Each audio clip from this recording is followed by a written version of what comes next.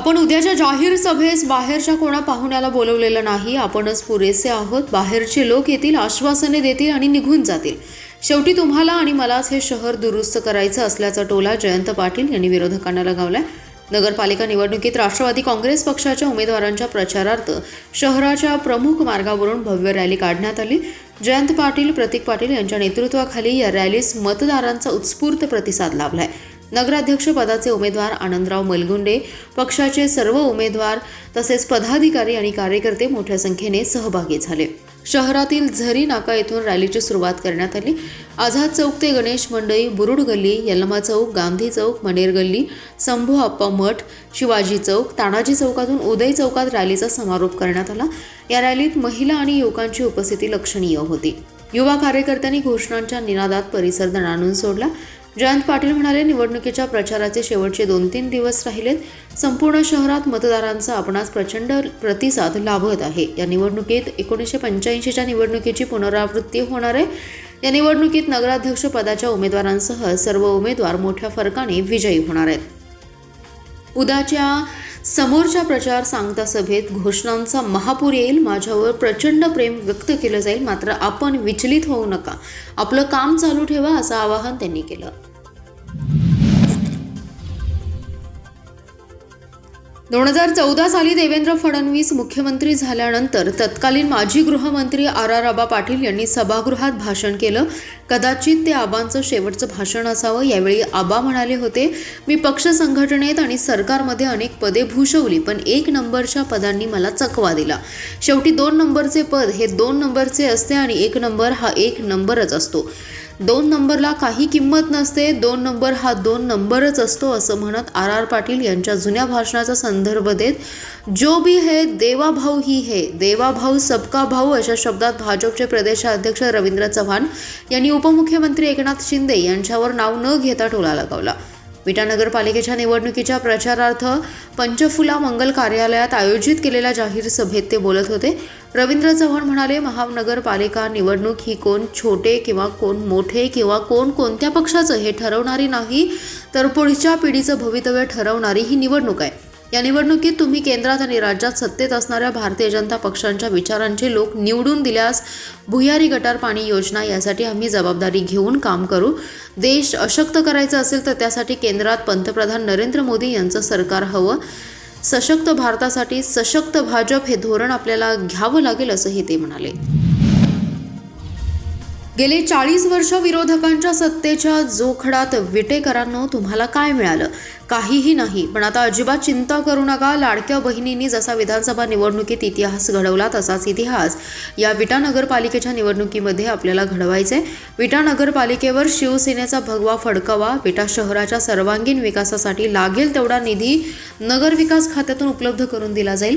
तुमचं एक मत विटा नगरपालिकेत सत्ता परिवर्तन करून इतिहास घडवेल, असं प्रतिपादन राज्याचे उपमुख्यमंत्री एकनाथ शिंदे यांनी केलंय.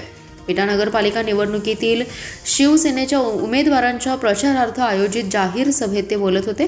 यावेळी आमदार सुहास बाबर, आमदार राजेश क्षीरसागर, अमोल बाबर यांची प्रमुख उपस्थिती होती. एकनाथ शिंदे म्हणाले, विधानसभा निवडणुकीमध्ये इतिहास रचला तसाच इतिहास विटा नगरपालिकेमध्ये रचायचा आहे. मुख्यमंत्री लाडकी बहीण योजना मी सुरू केली. कोणी मायकाला आला तर ती योजना बंद करू देणार नाही. अनेक कल्याणकारी योजना मी या सुरू केल्या. एवढ्या योजना कधी न झाल्या तेवढ्या सुरू केल्या. त्यामुळे या महाराष्ट्रातल्या करोडो लाडक्या बहिणींचा मी लाडका भाऊ ही ओळख मला पुरेशी आहे. मी जे बोलतो ते करून दाखवतो. जे प्रेम तुम्ही मला दिले ते कदापि एकनाथ शिंदे विसरणार नाही. त्यामुळेच मी तुम्हाला भेटायला आलोय. विटा पालिकेवर शिवसेनेचा भगवा फडकावा. त्याची जाण ठेवून हा विटा नगरपालिकेसाठी लागणारा निधी मी कमी पडू देणार नाही, हा माझा शब्द असल्याचं त्यांनी यावेळी सांगितलं. जिल्ह्यातील 6 नगरपालिका आणि 2 नगरपंचायतींच्या निवडणुकीचा प्रचार शिगेला पोहोचलाय. नेत्यांच्या प्रचार सभा, भेटीगाठी, प्रभागनिहाय बैठका आणि पदयात्रांनी वातावरण तापले. महायुती आणि महाविकास आघाडीत चुरशीने निवडणूक होत आहे. 2 डिसेंबरला मतदान होणार असून मतदानाच्या आदल्या दिवशी सोमवारी संध्याकाळी प्रचाराची सांगता होणार आहे. दरम्यान रविवारी सुट्टीमुळे प्रचाराचा सुपर संडे ठरणार आहे. ईश्वरपूरमध्ये मुख्यमंत्री देवेंद्र फडणवीस यांची सभा होईल. इस्लामपूर, आष्टा, तासगाव, विटा, जत आणि पलूस नगर महानगरपालिका तर शिराळा आणि आटपाडी नगरपंचायतीसाठी रणधुमाळी सुरू आहे. महायुती आणि महाविकास आघाडीने या निवडणुकीसाठी कंबर कसली आहे. नगराध्यक्ष पदासाठी 41 उमेदवार रिंगणात आहेत, तर नगरसेवक पदासाठी 594 उमेदवार रिंगणात आहेत. स्वतंत्र, बंडखोर, स्थानिक आघाड्या आणि प्रमुख पक्ष अशा सर्वांचीच समीकरणे गुंतागुंतीची बनलेत. अनेक नगरपालिकांमध्ये दुरंगी, तिरंगी आणि चौरंगी अशी लढत पाहायला मिळते. निवडणुकीचा प्रचार शिगेला पोहोचलाय. प्रचारात स्थानिक प्रश्नांपासून विकास कामे, पाणी पुरवठा, रस्ते, घनकचरा व्यवस्थापन, कर आकारणी, बाजारपेठांचे नियोजन अशा मुद्द्यांवर प्रत्येकीच्या आघाड्यांनी मतदारांना पटवून देण्याचा प्रयत्न केलाय. व्हिडिओ संदेश, जाहिराती, घरमेट मोहिमा, महिलांचे विशेष कार्यक्रम, युवकांच्या बाईक रॅली, भेट मोहिमा, भव्य पदयात्रांनी वातावरण तापले. उपमुख्यमंत्री एकनाथ शिंदे, पालकमंत्री चंद्रकांत पाटील, उद्योगमंत्री उदय सामंत यांच्यासह स्थानिक नेत्यांच्या सभा झाल्या. रविवारी मुख्यमंत्री देवेंद्र फडणवीस यांच्यासह काही नेत्यांच्या सभा होणार असून त्याकडे सर्वांचं लक्ष लागलंय. सांगलीतील 100 फुटी मार्गावरील लगत लतीफ पठाण कॉलनी येथील घराला आज दुपारी आग लागली. आगीने क्षणात रौद्ररूप धारण केलं. महानगरपालिका अग्निशामक दलाच्या तत्पर, धाडसी आणि समन्वयित कार्यवाहीमुळे आगीवर नियंत्रण मिळवण्यात यश आलं. घरातील सिलेंडर तात्काळ सुरक्षित बाहेर काढल्याने अनर्थ टळलाय. आगीत घराचं मोठं नुकसान झालंय. 100 फुटी परिसरातील लतीफ पठाण कॉलनीत प्रवीण कावेठिया यांचे पत्रा आणि लाकडी बांबूचं घर आहे. प्रवीण हे कपडे विक्रीचा व्यवसाय करत असल्याने बंद घर करून ते बाहेर गेले होते. दुपारी 3च्या सुमारास अज्ञात कारणाने घराला आग लागली. स्थानिकांनी धूर दिसल्यानंतर तातडीने अग्निशमन दलास कळवलं. वर्दी मिळताच 2 अग्निशमन गाड्या रवाना झाल्या. घटनास्थळी पोहोचताच जवानांनी आग विझवण्याचं काम युद्धपातळीवर सुरू केलं. घरातील सिलेंडर तात्काळ आणि सुरक्षितपणे बाहेर काढण्यात आले, ज्यामुळे मोठा अनर्थ टळलाय. घरातील संसारोपयोगी साहित्य जळून खाक झालं.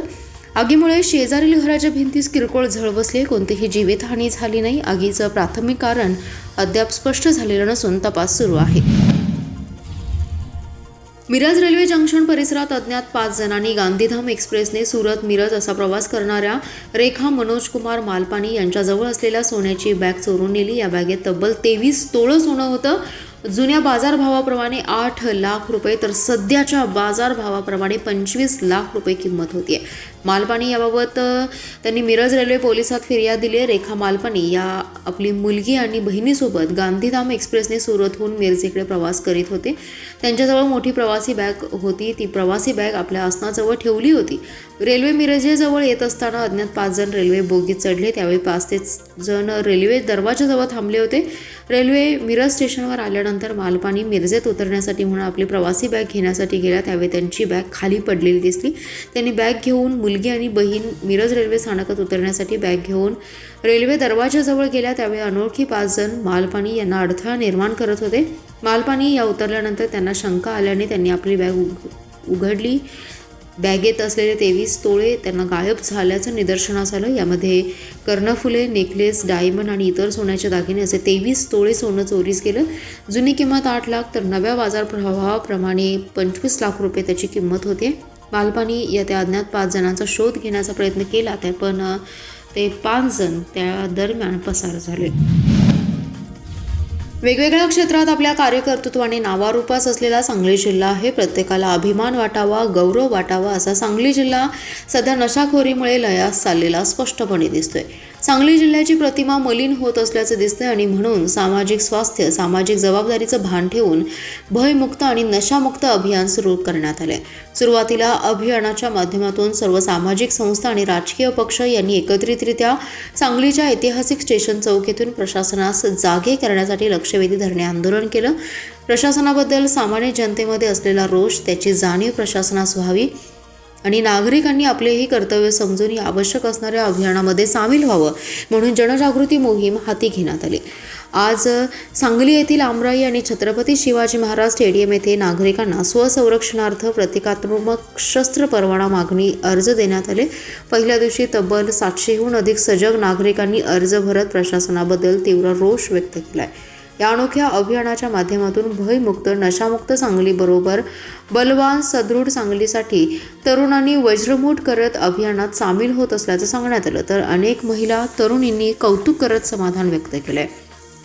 मनसेचे जिल्हाध्यक्ष तानाजी सावंत, नागरिक जागृती मंचाचे सतीश साखळकर, युसुफ मेस्त्री, श्रीधर कर्णे, सुरेश टेंगळे, अमर औरादे, कुमार सावंत, रोहित घुबडे पाटील, स्वप्नील शिंदे यांच्यासह अभियानाचे प्रमुख उपस्थित होते.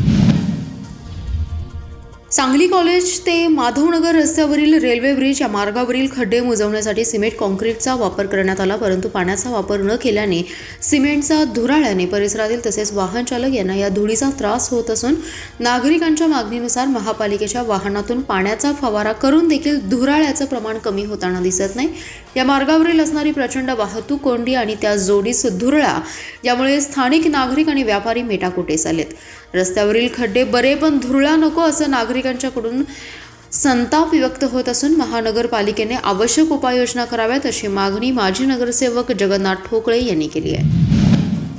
मदनभाऊ पाटील युवा मंचच्या जिल्हाध्यक्षपदी शीतल लोंढे यांची निवड करण्यात आली आहे. निवडीनंतर जिल्हा मध्यवर्ती सहकारी बँकेच्या उपाध्यक्षा जयश्रीताई पाटील यांच्या हस्ते लोंढे यांचा सत्कार करण्यात आला. मदनभाऊ युवा मंचच्या जिल्हाध्यक्ष निवडीसाठी विष्णुअण्णा भवनमध्ये जयश्रीताई पाटील यांच्या अध्यक्षतेखाली बैठक घेण्यात आली. सांगली बाजार समितीचे संचालक संग्राम पाटील यांची निवड जाहीर केली. निवडीनंतर नूतन जिल्हाध्यक्ष लोंढे यांनी युवा मंच ध्येय धोरणानुसार आम्ही सर्व सहकारी पदाधिकाऱ्यांना विश्वासात घेऊन काम करण्याची ग्वाही दिली. यावेळी संस्थापक अध्यक्ष अजित सूर्यवंशी, शाहीन शेख यांनी मनोगत व्यक्त केलं. प्रास्ताविक आणि स्वागत मावळते अध्यक्ष आनंद लेंगरे यांनी केलं. यावेळी किशोर शहा, आनंदराव पाटील, सुभाष यादव, उत्तम साखळकर, संतोष पाटील, प्रकाश मुळके, रोहिणी पाटील, प्रशांत पाटील, संजय कांबळे, सतीश साखळकर, अजित सूर्यवंशी, उदय पाटील, आनंद लेंगरे, शाहीन शेख, रत्नाकर नांगरे, अविनाश जाधव, भाऊसाहेब पवार, प्रवीण निकम, जयराज बर्गे, महेश कर्णे, अमोल झांबरे, अमित लाळगे, धनंजय खांडेकर, शमाकांत आवटे, बशीर मुजावर आदी जण उपस्थित होते. मयूर बांगर यांनी आभार मानले.